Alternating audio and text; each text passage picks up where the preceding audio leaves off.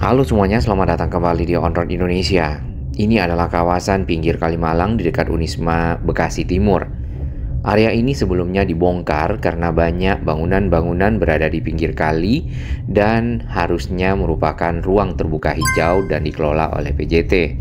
Hanya saja ruang-ruang tersebut saat ini dimanfaatkan masih oleh para pedagang untuk beraktivitas. Nah, perlu sekali pengawasan agar area-area yang sudah dibongkar sudah ditata untuk dikontrol Kemudian area-area tersebut mulai tumbuh pepohonan yang nantinya benar-benar menjadi taman kota. Dari area depan Unisma kita akan lihat sedikit untuk kawasan-kawasan di sepanjang jalan di pinggir Kalimalang yang ada di sini, yang tadinya bekas bangunan-bangunan saat ini sudah sedikit demi sedikit berubah menjadi taman. Kemudian pepohonan yang mulai ditanam itu sudah makin tinggi. Beberapa area itu sudah rata dengan baik. Kemudian untuk pohonnya sendiri ada yang masih ditopang dengan kayu seperti ini misalnya, atau ada yang sudah bisa berdiri dengan baik. Mungkin di bagian bawah tanah yang sudah rata itu dapat ditanami dengan rumput-rumput sehingga menjadi jauh lebih rapi. Nah, usaha ini memang mengembalikan ruang yang pernah ada sebelumnya, yang kemudian dipakai oleh bangunan-bangunan liar ada di sekitar sepanjang jalan ini di pinggir Kalimalang menjadi area terbuka hijau dan taman seharusnya yang pernah ada. Contohnya seperti ini. Bertambahnya ruang terbuka hijau di kawasan Bekasi tentu paling tidak sedikit demi sedikit dapat meningkatkan kualitas udara yang ada di kota ini. Mengingat Bekasi sendiri adalah salah satu dari 3 atau 4 kota paling padat penduduknya di Indonesia. Tentu yang pertama adalah kota Jakarta. Dengan adanya tanaman-tanaman kemudian rumput yang cukup baik di pinggir dari area Kalimalang di sini tentu dapat membantu menguatkan tanah yang ada sebagai dinding kali. Nah, Kalimalang sendiri adalah kali yang secara posisi itu melintang ataupun memalang dari arah timur, alirannya dari arah Citarum kemudian menuju ke arah Bekasi dan ke kota Jakarta. Airnya itu dimanfaatkan untuk keperluan air bersih, sumber air bersih kota Bekasi dan juga kota Jakarta. Kemudian ada yang diolah mungkin di sekitar Pondok Kelapa untuk menjadi air minum, misalnya seperti itu. Kawasan di sepanjang pinggir Kalimalang itu dikelola oleh PJT ataupun perusahaan umum Jasa Tirta. Tidak hanya di sini saluran-saluran air di kota Bekasi, di Kabupaten Bekasi itu dikelola oleh PJT. Kita dapat melihat di sini adanya para pedagang yang mulai beraktivitas, menempatkan bangku-bangku dan juga beberapa barang dagangan. Nah, dari hal tersebut semoga pemerintah Kota Bekasi dapat mengarahkan para pedagang yang ada di sini, UMKM, untuk menempati lahan-lahan yang seharusnya menjadi binaan ataupun lokasi binaan bagi para pedagang dan tidak menggunakan area yang ada di pinggir kali yang sudah dirapikan.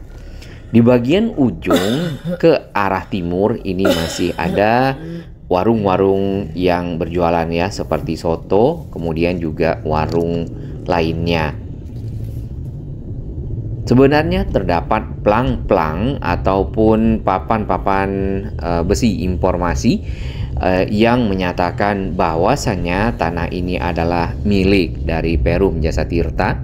Nah, ini dapat kita lihat pedagangnya memiliki kursi-kursi sampai ke pinggir kali dan tentunya milik Perum PJT ini tidak boleh dimanfaatkan oleh pihak manapun untuk keperluan selain dari kepentingan pemerintah Kota Bekasi dan juga PJT. Terdapat banyak bangunan ya di sepanjang jalan ini di pinggir Kalimalang yang pernah kita lihat sebelumnya sebelum area dibongkar. Nah, juga dipakai lahan-lahan yang ada untuk keperluan parkir. Beberapa pohon yang ditanam ada yang tumbuh dengan baik ya, daunnya menghijau. Kemudian ada yang tidak bisa tumbuh, daunnya juga tidak keluar. Nah, mungkin perlu perawatan dari Dinas Pertamanan sehingga semuanya dapat tumbuh dengan baik dan menjadikan area ini menjadi taman kota. Untuk sisi atas di pinggir kali sebenarnya masih ada lahan yang bisa dimanfaatkan ya, ditata dengan baik, dibuat jalurnya untuk kepentingan misal jogging ya di pinggir Kalimalang, kemudian juga jalan kaki atau taman-taman yang dapat dipergunakan oleh masyarakat untuk beristirahat, untuk berkumpul dan bersosialisasi.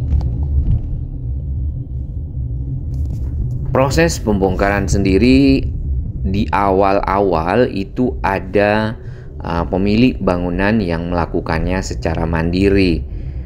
Namun juga pada saat batas waktu sudah habis, proses pembongkaran ada yang dilakukan oleh pemerintah Kota Bekasi. Nah, pembongkaran mandiri tentu lebih menguntungkan karena material-material yang masih bisa digunakan dapat diangkut dengan baik ya, dalam kondisi baik ke luar area, kemudian menggunakannya di tempat yang lain. Kalau sudah menggunakan beko tentu ataupun ekskavator ya, tentu akan banyak yang sudah rusak, sudah patah, tidak bisa dimanfaatkan. Terdapat juga kabel udara di sini yang menjuntai walaupun jumlahnya tidak begitu banyak ya, seperti yang ada di Jalan Teuku Umar ataupun Jalan Pantura, jalan nasional dari arah Bekasi Timur yang ada di Bulak Kapal sampai ke arah Cibitung, itu banyak kabel yang bergelantungan. Nah, ini mungkin mulai dapat ditata ya, dibuatkan salurannya. Pemerintah Kota Bekasi dapat meniru saluran untuk jaringan-jaringan utilitas yang ada di Jakarta, dibuatkan gorong-gorong khusus, kemudian dibuatkan lagi aturan agar kabel-kabel udara masuk ke dalam tanah dan membuat kota menjadi lebih rapi dan tertata. Dari arah seberang jalan Sekolah Pasca Sarjana Unisma, kita dapat melihat dengan baik ruang yang lepas ya, tanpa adanya bangunan-bangunan liar yang sebelumnya menutupi dari kawasan pinggir kali ke arah Unisma. Ternyata memang di banyak tempat ya, dimanapun yang kita lihat, kendaraan-kendaraan roda 2 oknum-oknum itu selalu melebihi dari lampu lalu lintas ya posisinya, sehingga terkadang menutupi akses kendaraan baik untuk kendaraan roda 2 yang akan menuju ke arah sebaliknya atau juga kendaraan roda 4. Nah, ini adalah gambaran dari kawasan di pinggir Kalimalang yang pada saat dilakukan pembongkaran.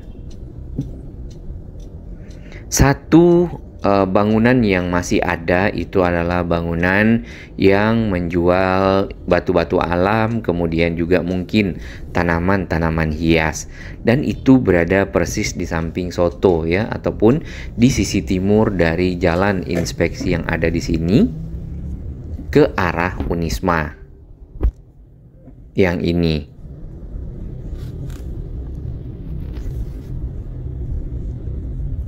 Mungkin karena banyak tanaman-tanamannya, jadi memang belum dilakukan penataan.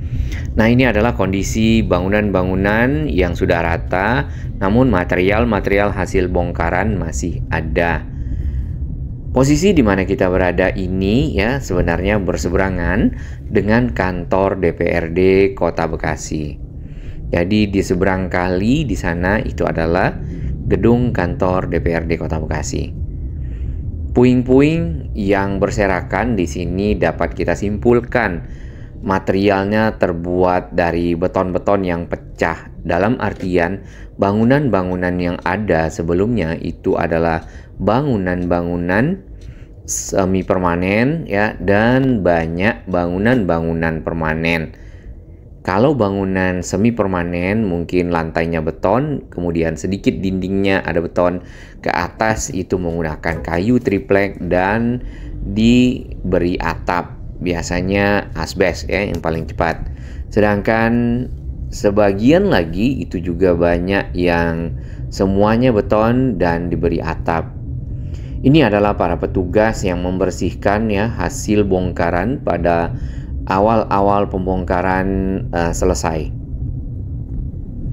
Dan proses pembersihan ini memakan waktu karena yang kita lihat ini puing-puing, kemudian bekas-bekas kayu, triplek, asbes itu cukup banyak.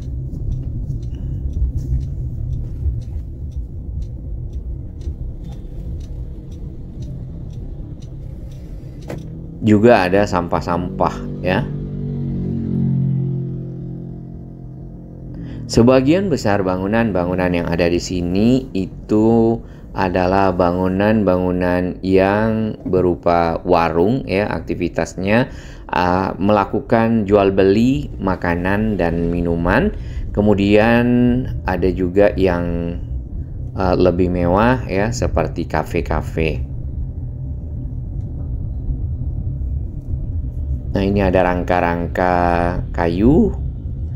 Kemudian tanah dari pinggir Kali Malang yang ada itu seperti dipapas sedikit, kemudian menjadi dinding dari bangunan yang ada, yang seharusnya tanahnya seperti yang di depan ya, itu landai turunnya ataupun berupa rem ke arah pinggir jalan.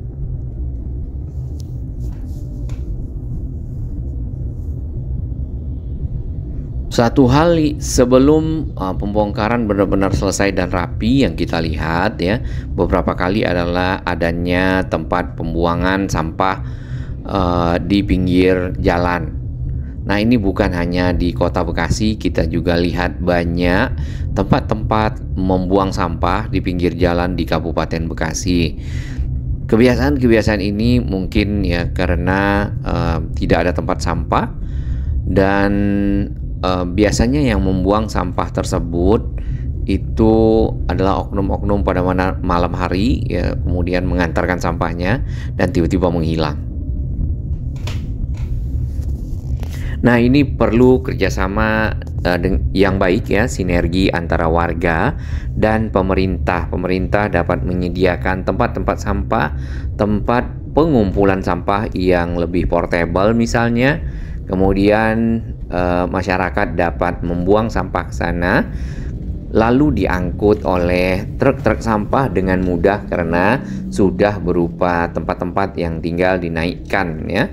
Karena kalau berada di pinggir jalan itu akan menyulitkan petugas, harus memungut sampah satu persatu dan menaikkannya ke truk-truk sampah yang sudah disiapkan. Ini adalah pinggiran Kalimalang, juga di awal-awal pembongkaran dapat kita lihat di depan Unisma ya, ini masih ada beberapa bangunan yang belum selesai dibongkar. Beberapa dari bangunan-bangunan tersebut yang kita lihat adalah toilet. Nah, toilet itu tempat buang air kecil dan juga tempat buang air besar. Kemanakah limbah toiletnya dialirkan? Di sini kita tidak melihat adanya septic tank ya. Dan air yang ada di samping di kali yang cukup bersih ini itu adalah air Kalimalang yang tentunya dipergunakan untuk keperluan tadi sumber air bersih bagi Kota Bekasi dan juga Kota Jakarta. Jadi semoga tidak tercemari oleh limbah-limbah yang ada di sekitar pinggir Kalimalang yang sebelumnya ada bangunan-bangunan berupa warung dan bangunan lainnya. Dari pinggir Kalimalang ke arah pinggir jalan dapat kita lihat ini ada bagian tanah yang sudah disemen, bahkan sampai ke pinggir semacam area tempat berjalan ya di Kalimalang. Berarti bangunan yang ada itu cukup lebar menggunakan lahan di atas dari tanggul ya Kalimalang yang berada di sisi kita.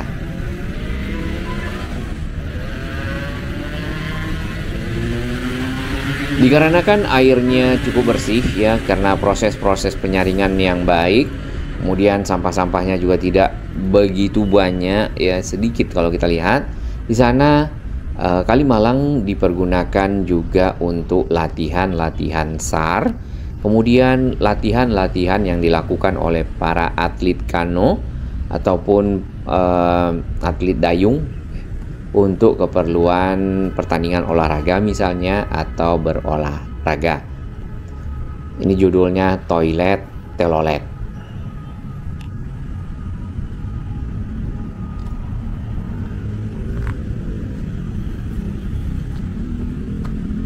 Nah, ini yang belum menjadi sepenuhnya taman, baru mulai ditanami pepohonan ya.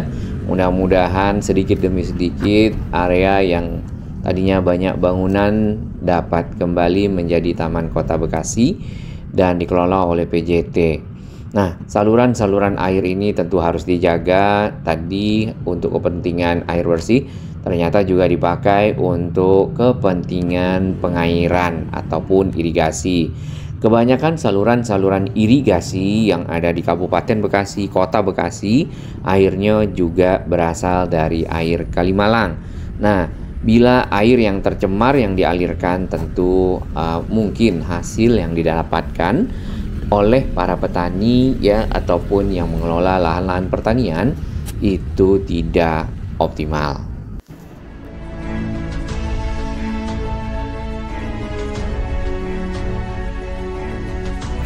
Bagi sahabat kami yang baru menemukan channel ini, silakan subscribe dan ikuti perkembangan informasi transportasi, infrastruktur lingkungan, Jakarta, Jawa Barat, dan sekitarnya menuju Indonesia yang lebih baik.